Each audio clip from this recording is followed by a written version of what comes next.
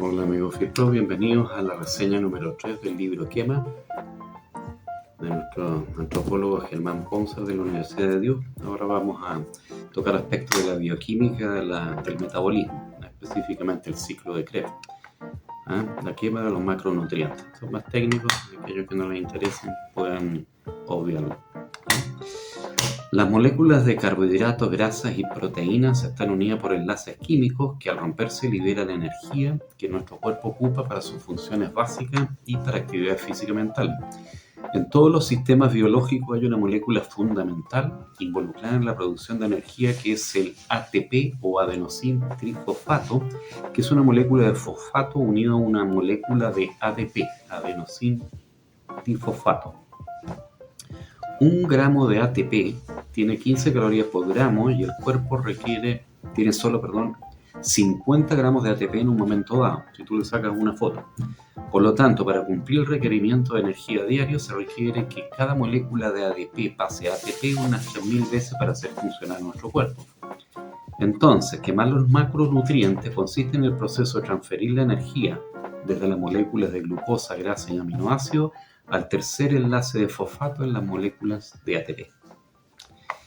Vamos a la quema de la glucosa, el metabolismo de la glucosa, que es el ladrillo de los carbohidratos. La glucosa a quemar puede provenir directamente desde los carbohidratos ingeridos con los alimentos o bien desde la reserva de glicógeno en el hígado y o músculos. La glucosa de fórmula química C6H12O6 se convierte en 2 moléculas de piruvato, cada una de fórmula CH3H43 en un proceso de 10 pasos accionado por 2 moléculas de ATP que producen 4 moléculas de ATP. O sea, hay una producción neta de 2 ATP. Es un proceso rápido y lo empleamos para impulsar explosiones breves de energía. Esta primera etapa del metabolismo se llama anaeróbica porque no requiere oxígeno. Este proceso se conoce como glucólisis o vía de Meyerhoff por sus descubridores. Ocurre en el citoplasma de todos los seres vivos. La segunda etapa del metabolismo es la aeróbica, que requiere oxígeno. Aquí el piruvato producido en la fase anaeróbica anterior entra en las mitocondrias, donde se transforma en acetilcoenzima o acetil-CoA, que reacciona con el oxalacetato y entra en el ciclo de Krebs, donde se generan 2 moléculas de ATP en cada ciclo, que se repite cada vez que entra otra molécula de acetil-CoA, uniéndose al oxalacetato al inicio de cada ciclo. Desde el ciclo de Krebs salen las moléculas de NADH, FADH, que aportan electrones al espacio intermembrana de la mitocondria, donde se unen a átomos de hidrógeno H+ en un proceso llamado fosforilación oxidativa, que genera 32 ATPs, que es el principal generador de energía de nuestro cuerpo. La glucosa termina convertida en un 93% en CO2 y agua desde el ciclo de Krebs y la fosforilación oxidativa respectivamente. Quema de la grasa. La grasa convertida finalmente en triglicéridos se separa en ácidos grasos y glicerol, que se transforman en acetil-CoA, el glicerol se transforma en piruvato, entrando al ciclo de Krebs procediendo el mismo proceso generando finalmente CO2 en los pulmones exhalados y el agua secundariamente vía transpiración o pulmón. Si se quema mucha grasa, parte del acetil-CoA se convierte en cetonas que viajan por la sangre y terminan finalmente en la orina. La presencia de cetonas en la sangre indica que el cuerpo se encuentra en cetogénesis, un estado en el que depende principalmente de las grasas para obtener energía. Estas son las dietas keto, altas en grasa. Por esta razón, las dietas cetogénicas extremadamente bajas en calorías, como la dieta Atkins o Paleo, pueden conducir a una enorme pérdida de grasa. Dietas altas en grasa, bajas en carbo y medias en proteína. Si no consumes carbohidratos, la única forma de generar acetil-CoA es quemando grasa. La grasa es el principal combustible en dietas bajas en carbohidratos y si comes menos calorías que las que quemas, el déficit se compensará quemando la grasa almacenada para obtener energía. Parte de esta grasa se procesará en forma de cetonas antes de ser quemada. Quema de la proteína. Las proteínas se queman en forma parecida a las grasas, solo que los aminoácidos previamente se deben convertir a glucosa o cetonas antes de entrar al ciclo de Krebs como acetil-CoA previamente convertido a piruvato. Por esta razón, quemar proteína es más costoso para el organismo, lo que se conoce como termogénesis alta, y es bueno para dietas para bajar de peso. Si se ingieren más calorías que las que se quemarán, ya sea carbohidratos, grasa y proteína, se almacenará el excedente en forma de grasa en el hígado y en otros lugares como por ejemplo en la cintura y el abdomen. Por esa razón y otras de carácter evolutivo es que bajar de peso es un tema no solo de ejercicio, sino que de qué y cuánto se come, fundamentalmente. Veamos algo sobre evolución y las mitocondrias. La vida requiere energía y el primer sistema de generación energética fue la fotosíntesis. Las primeras bacterias que aprovecharon la luz del sol requerían azufre e hidrógeno y no del agua para fotosintetizar. Hace unos 2.300 millones de años, en algún lugar estanco con agua, surgió una nueva forma de hacer fotosíntesis en base a agua y CO2 para generar glucosa, C6H12O6, y oxígeno 2. La luz del sol proveía esta energía necesaria para esta conversión que se almacenaba en los enlaces de las moléculas de glucosa.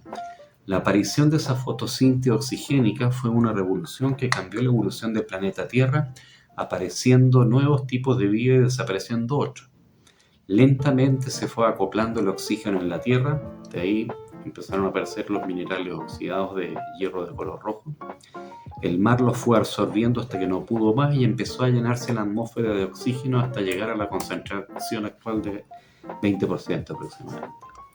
Los crecientes niveles de oxígeno aniquilaron todo tipo de vida que existía entonces en el planeta, en lo que se conoce como la gran catástrofe del oxígeno. La vida que había entonces en la Tierra estaba al borde de la extinción.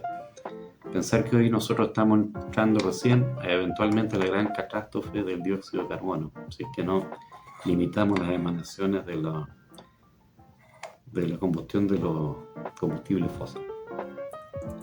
Hasta que por fruto del azar, una mutación que ocurrió a una de los millones de bacterias que existían, se encontró un mecanismo para aprovechar el oxígeno para producir energía a través de la fosforilación oxidativa, transportando electrones dentro y fuera del espacio intermembrana, que les permitió a estas bacterias revertir el proceso fotosintético usando el oxígeno para romper los enlaces de glucosa, liberando la energía solar almacenada en su interior, produciendo CO2 y H2O, que son los ingredientes input de la fotosíntesis.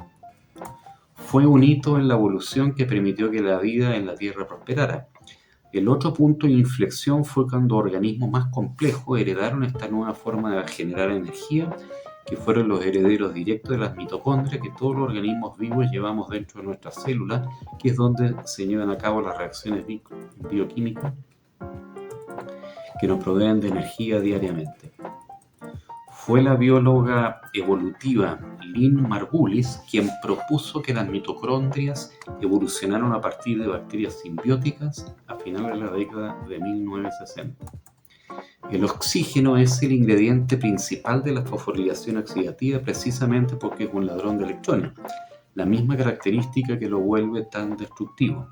El oxígeno es el receptor final de electrones en lo que se conoce como la cadena de transporte de electrones en el espacio intermembrana de las mitocondrias, donde fluyen también los iones hidrógeno positivo, H+, para terminar generando ATP y proveernos de energía. Sin oxígeno, la cadena de transporte de electrones se detiene, el ciclo de Krebs se retrae y las mitocondrias se apagan. Cuando los electrones saltan al oxígeno, al final de la cadena de transporte de electrones atraen iones H+ y forman agua. Vamos a ver ahora algo sobre gasto energético. En la economía de la vida, las calorías son la divisa. La evolución es un contador y misericordia. Lo único que importa al final de una vida es cuántos descendientes deja un organismo. Aquellos que obtienen energía y la gastan de forma más eficiente son los que perpetúan dejando descendientes. En 1774, el químico Joseph Priestley descubrió el oxígeno. Fue Lavoisier quien lo bautizó con el nombre de oxígeno formador de ácidos por su tendencia a robar electrones y generar ácido. En 1782, Lavoisier y Laplace efectuaron un experimento en que demostraron que el metabolismo es una combustión que consume oxígeno y genera CO2. El gasto energético se puede medir por calorimetría directa, midiendo el calor generado por la combustión, o bien por calorimetría indirecta, midiendo el oxígeno consumido y el CO2 generado. El gasto energético se expresa frecuentemente en unidades MET, que significa equivalentes metabólicos en inglés. Un MET equivale a 1 kilocaloría por kilogramo masa corporal por hora, que es aproximadamente el costo energético en reposo. Efectos de la velocidad, entrenamiento y la técnica. La velocidad afecta la quema de energía en forma directa. La tasa a la que quemamos energía, ya sea medido en kilocalorías hora o minuto, aumenta en forma directa con la velocidad. Eso sí, gastas más o menos la misma cantidad si corres o trotas 1 kilómetro, ya que si bien el MET es mayor corriendo fuerte que lento, si lo multiplicas por el tiempo que tardó el trayecto son bastante parecidos. Pero no ocurre lo mismo con la caminata, el ciclismo o la natación. En estos casos la velocidad sí afecta nuestro kilometraje o el gasto de energía por kilómetro. Sorprendentemente, el entrenamiento y la técnica solo tienen efectos modestos en los costos de transporte. Cada punto porcentual de pérdida de peso significa la misma pérdida porcentual de disminución de la energía quemada por kilómetro. Eso sería, amigos, en lo que respecta a la reseña número 3. Y en la parte 4 seguiremos viendo temas sobre el gasto energético y tasa metabólica. También, chao.